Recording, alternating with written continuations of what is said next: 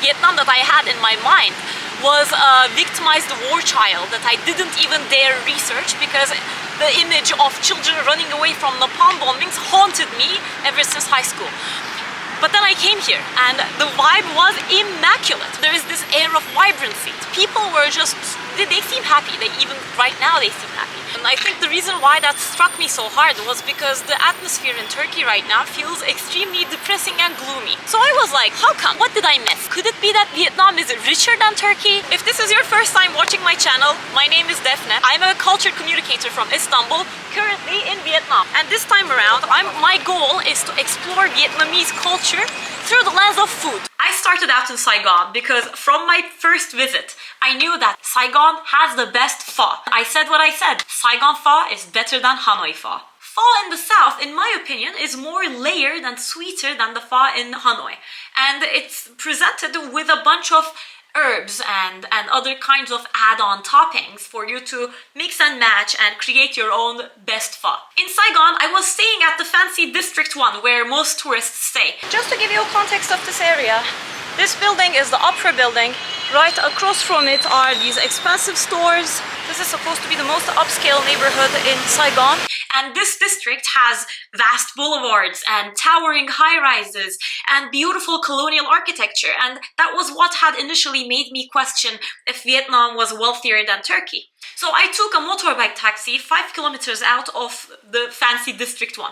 And I went to a restaurant that was recommended to me by the cab driver who on my first day had dropped me off from the airport. This is what the restaurant itself looks like. I'm the only tourist here, which is a great sign. I picked this one.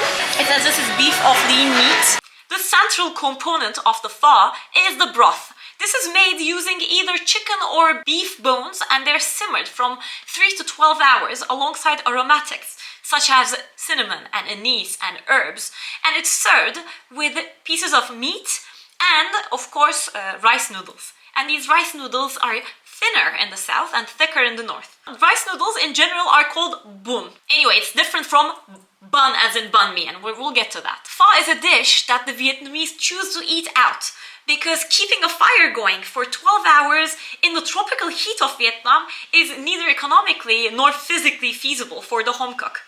Here on the table we have the herbs. Mint, basil. I don't think this is rice paddy herb. I think this is also mint. And my favorite, sawtooth coriander. Oh wow. Come on. Yo. Over here we have some chilies. And here we have soybean sprouts. Yeah. Fish sauce, white pepper, chili, milk chum, and some more chili, I think. I don't want to lie to you.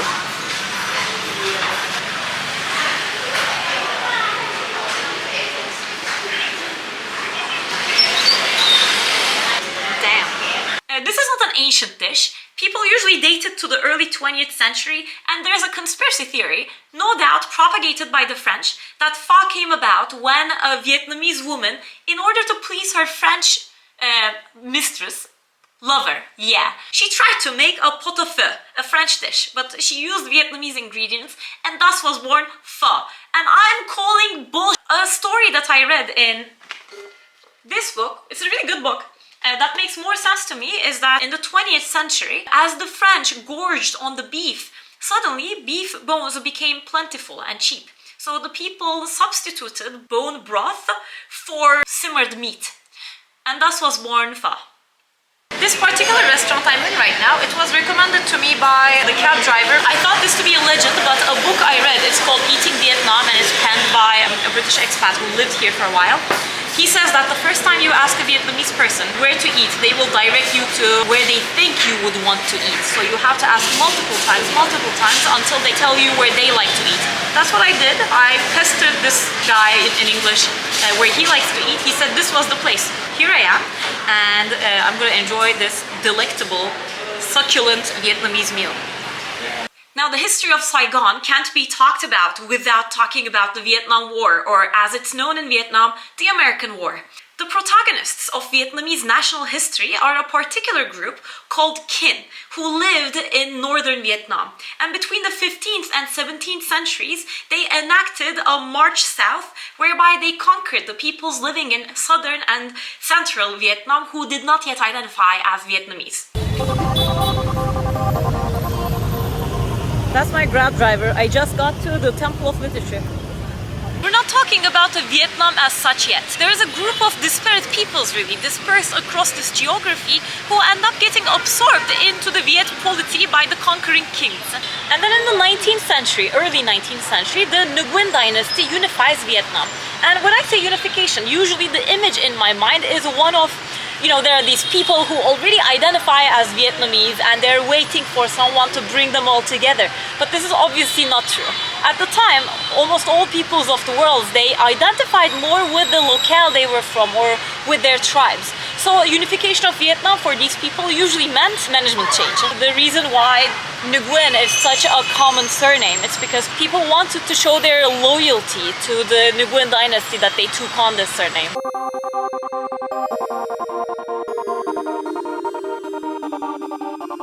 And then in the 19th century came the French. And I'm right now here at a Metropole Hotel. This is the place that serviced the French colonizing elite during the early 20th century. And it's honestly a beautiful hotel. And I ordered an egg coffee.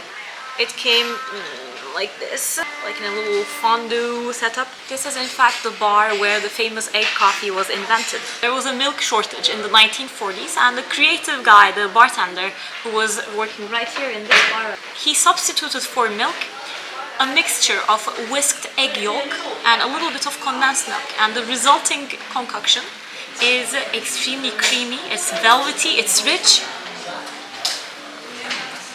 My goodness, it's glorious. It's almost like custard. Oh my god. Okay. Oh, so good.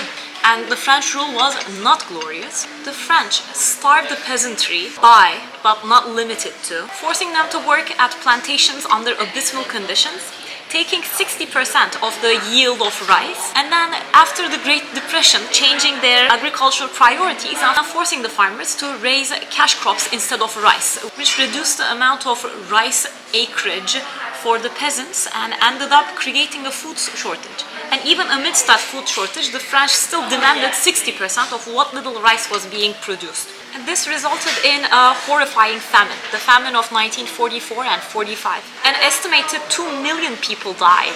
Huong Lian writes, and this is from the book, what's it called? Rice and Baguette. It's really good. It was the first book I read about Vietnamese food.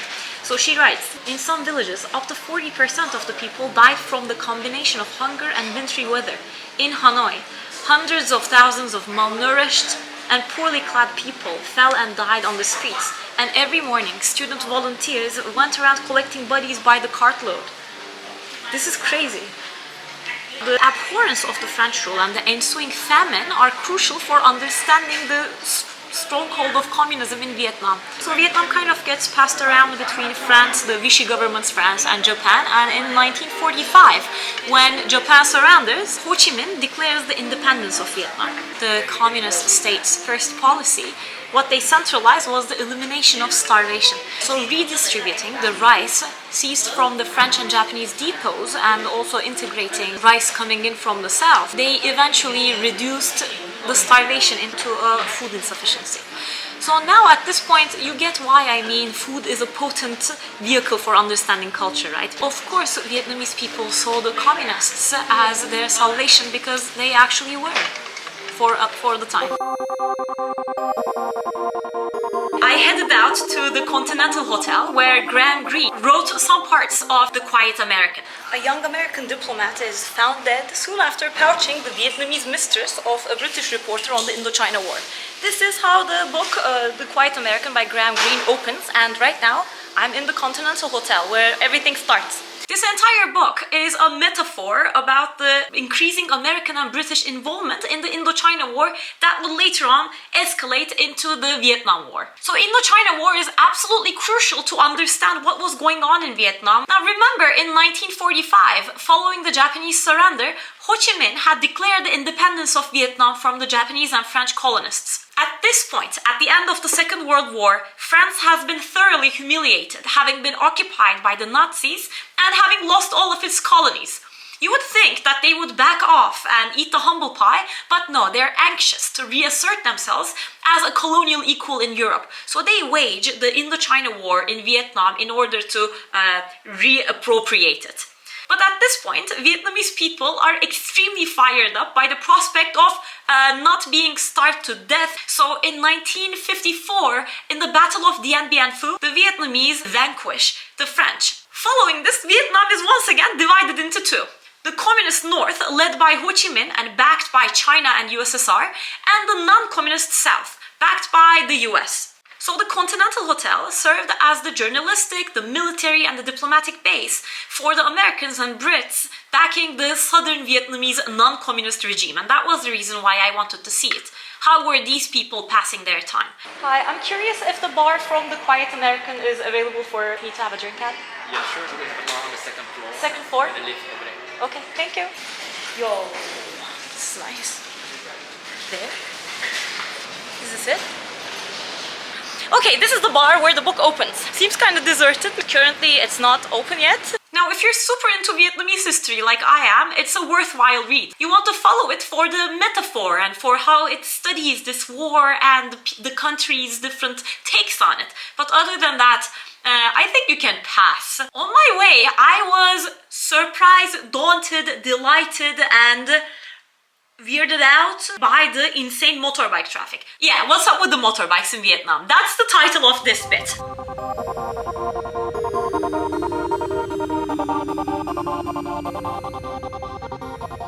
In 2017, there was more than 45 million motorbikes in Vietnam, and this is about 10 years ago, right? So the last time I went, I heard that there's more motorbikes in Vietnam than there's people, which might be an exaggeration, but then again, maybe not.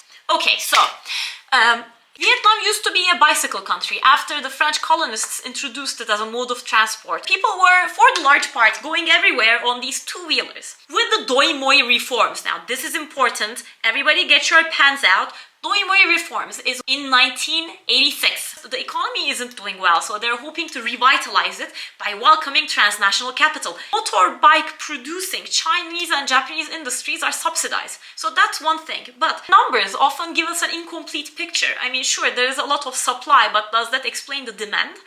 What would explain the demand is the dialectical development of the city's architecture and the city's, flows with the people's use of motorbikes. With the Doi Moi reforms, increasing urbanization meant that people had to traverse greater distances now. And for that, they needed motorized vehicles rather than something that worked on human labor.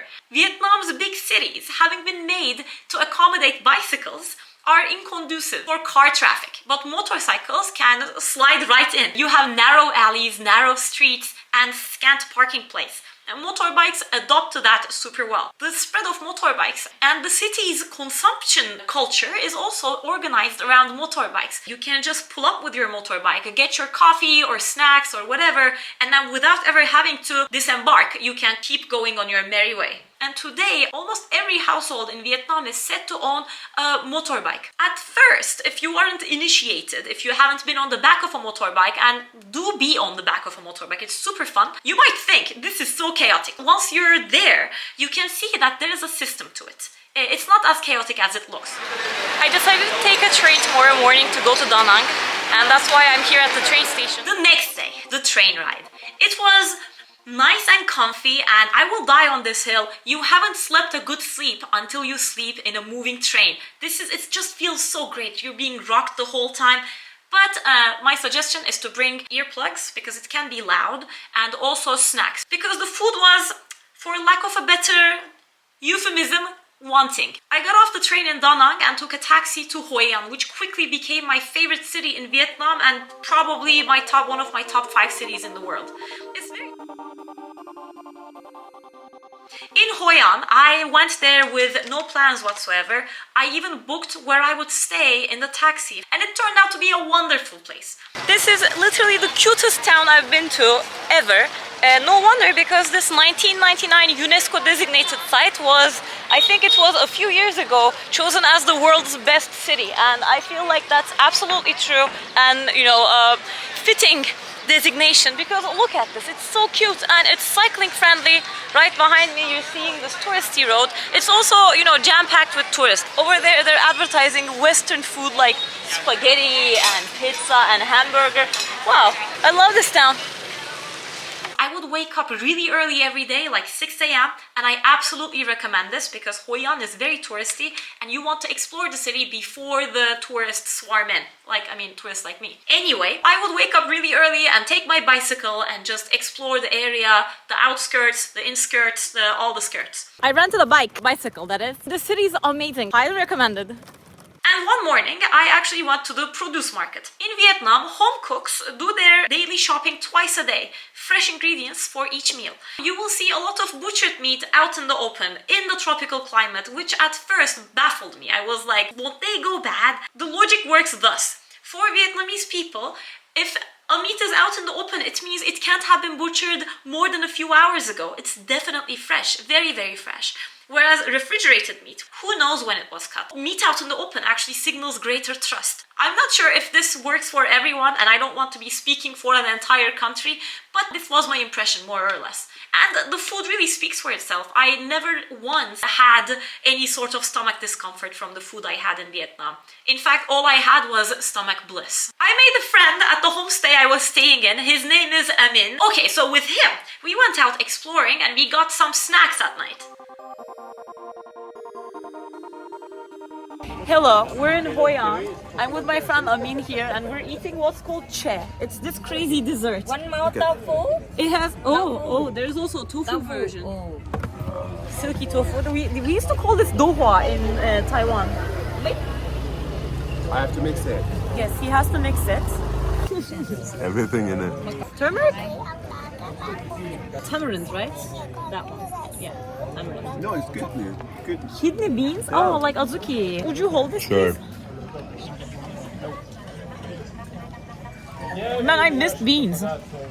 So Amin on the camera right now, he's actually a professional documentary maker. Like his films are on loudness. He just recently made a film about Ukrainian ballet dancers amidst the war. So go on to what's it called again? The film? Bridges of Belonging. Bridges of Belonging. Yes. Please go on loudness and check it out. And that's why he's doing such a good job filming me eating this crazy delicious dessert right now. Okay, so this is mung bean apparently. We just asked this kind gentleman who is Vietnamese. This one is black sesame. Is this condensed milk? Coconut milk? Yeah, peanuts. Over there's coconut jelly. And what's that one? Corn? Dude, thank you so much. Can I film you? No? Okay. Bye. Hello. This is the street where I'm staying, and my friend Amin and I are getting dinner, lunch, at this restaurant recommended to us. Like this. We're right next to the river, and this is actually the view from my room as well. And they're growing herbs here. Thank you. Thank you. And the specialty here is mi quang. It's a type of noodle that has shrimps and pork in it. And the other one is called khao lao. Khao lao, yeah. I'm not a big fan of pork, so I'm not too sure. What do you think? This is khao lao. Nice. This one. I guess they don't have mi quang anyway. That's the one we had yesterday. Actually, That one was banging. noodle. That was so good. That was Yeah. the best. Here's my question to you. What do you think of the lack of spring rolls? There is. There is, but yeah. it's so rare. Like, I haven't seen a single Vietnamese person eating it, and I've been paying attention to what people eat. In Hanoi, they do. They do? Yeah. Okay. I think it's a bit fancy for them. Oh, really? Yeah. Labor it looks intensive, also perhaps. a bit fancy. I realized that they kind of don't do the dressing like a nice peanut dressing they use in Europe. Yeah. But here they don't do it. So my impression is that peanut is special to the central parts of Vietnam. Maybe. Yeah. It's really nice. Like that peanut sauce is the best. The sauce is saucing. So good. Yeah. Peanut sauce. Nuoc cham. That's nuoc mam with ginger and red chili and lime added in. And some sweet, some sugar. And of course, spring rolls. This is actually the first spring roll I'm gonna eat in Vietnam. Ah, yeah.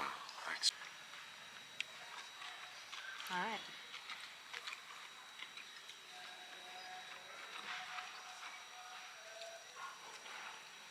Oh, wow. Advanced technique. Very interesting. Yeah, this is called a khao lao, and this is a dish that's special to Hoi An. It has char siu pork on it. Char siu pork is 5-spice marinated pork with garlic and things. Over here we have bean sprouts, some lime, I'm going to squeeze that on, coriander. This isn't sawtooth coriander like I had in Ho Chi Minh. This one is, oops, this one is a different kind of sprig, I don't know. These ones are fried rice crackers.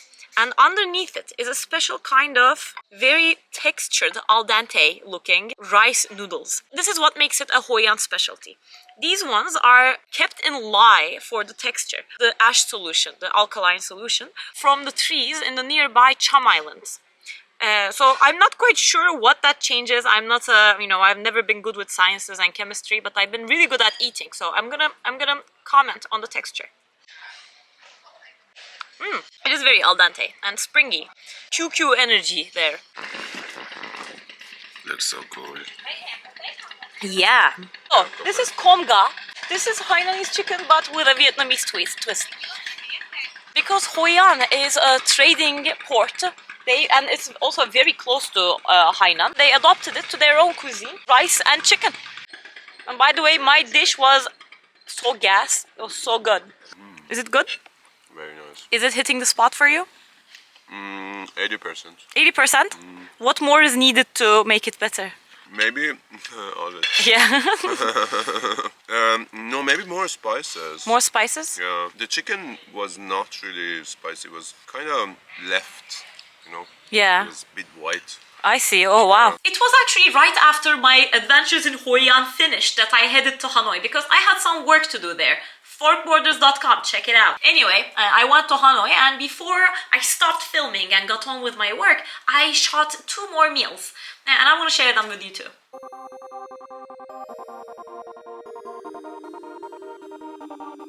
Good morning. This is my first morning in Hanoi. I just got off the plane. It is now 11 and I'm out here trying bunka. Yes, I'm trying bunka. It is a fish noodle and this place only has 3 items on the menu and it's just one lady and her stall. And there's also 2 Vietnamese people eating here. So that was my criteria for choosing this place. This is a Hanoi specialty. I've been reading about it. So I'm very excited. I'm not actually sure what's in it, but I didn't want to not share it with you. Over here we have some calamansi tangerines, garlic, chili, salt, some more chili. Calamansi tangerine. Smells like the kind of oranges I have in Antalya. Oh, doesn't taste like it though. It's very bitter. Yoo-hoo, lemongrass! Lemongrass. Dill. The noodles are kind of like spaghetti. They're the thickest I've seen yet. I don't love the noodles. Something skin. No herbs. That I'm here at the home of presidential Goscha, and all around me are fellow fans of Anthony Bourdain, who is my celebrity crush. I'm about to eat this pork patty and the rice vermicelli dish. As usual, we're going to customize this. Sawtooth coriander, yes. I haven't seen this since Saigon. Is this Perillo? Or is this Perillo? Or is this Perillo? It smells heavenly. Oh, this smells so good. The chilies. As the prophecies had foretold, it has arrived with a plethora of herbs, and I want to make this as aromatic as possible. We got some ginger bits here. We have slices of grilled pork. We also have patties. My understanding is that I'm supposed to dip my bun against the wall. Not sure if I'm doing this right. I love it. It's so customizable. Bun entered Vietnam during the Chinese millennium. Probably in the 5th century is one of the guesses. And even though I'm saying these rice noodles entered through Chinese influence, it's taken a life of its own. They've been integrated into the Vietnamese cuisine so thoroughly that we could say that it's become Vietnamized. This is good. Oh my god, this actually slaps. Oh, fine. Yeah. So bun is the name of cakes in general, made with any kind of flour. It's not exactly cake, but it's the simplest translation. Over here is the banh mi that I got from the lady at the street I showed you before. Hello, this is my last banh mi in Vietnam, and the reason is I've just had too many and I want to eat different things now. This one is in Hanoi, so it's a lot less spicy, and you can tell that the ingredients really take the center stage because the bread around it is so thin, so airy, it's almost like a durum, like a wrap. As I said, this is less spicy than what I had in Saigon, and it's also quite small, although it's very crispy. They just heated it up, they broiled it in order to give it this kind of crisp. The reason why it's kind of on the smaller side is because in the 1950s in Saigon, they started including banh mi in children's school lunches, and that's how it achieved this final form. In some places, you will see banh mi being described as being made with rice flour, and people will say this is the reason why it's so fluffy. That's not correct. In fact, it has bread flour in it. Yeah. So I really wanted to have soy for breakfast before I left Vietnam, and this is my last meal, so I made sure to come here to this place called Hoi An to have this dish.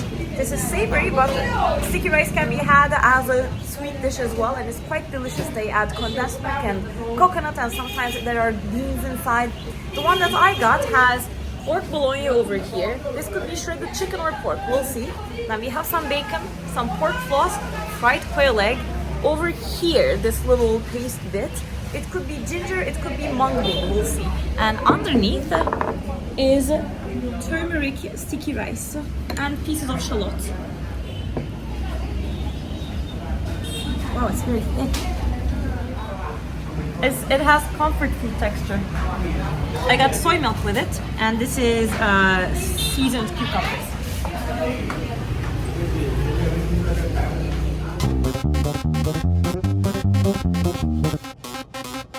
Now, in conclusion, bringing it all together, Vietnam is indeed happier than Turkey because even though the wages are so low, even though it suffered great brutality in the past century, and even though their real GDP per capita is lower than that of Turkey, they are going forward. And this is reflected in statistics too. In 2024, Vietnam's real GDP growth rate was 7.1%.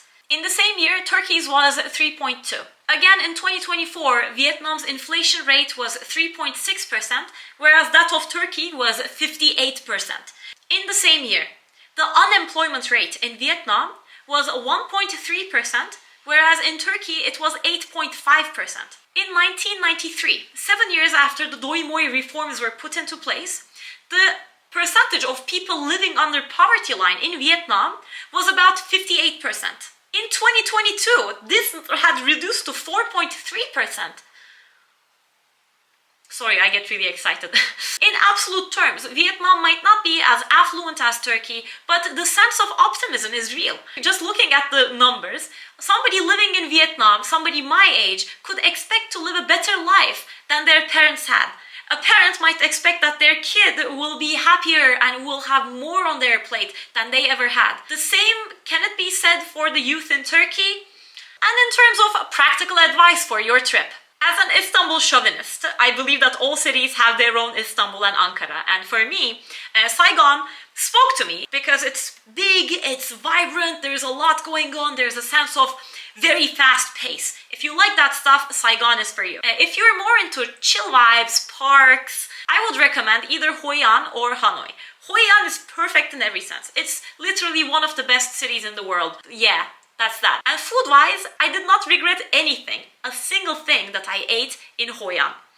In Hanoi, I feel like it felt a little bland, but that's actually a feature, not a bug, of the Hanoi cuisine because they focus on the quality of the broth and not of the, diversity of the flavors. The entire country is wonderful. It's a beautiful country. What I especially liked was that the locals don't seem to fawn over tourists. They're a very proud people. There is no sense of, oh my god, a Westerner, I must show, I don't know, whatever. People do not give a and I love that. Yes, you pop off kid, please keep on ignoring me. I'm not worthy of your attention. I have nothing to offer to you. In the description, you'll find the resources that I used while preparing this video. And yeah, I hope you go there. And for more information, you can also find in the description my other social media. Thank you for watching. You know, the other day I was crossing the bridge on the over there, and I was on the bicycle, and the family came rowing by from the river, and I waved at them, and all the children, well, the two children waved back. Just made me really happy. It's the little things, man.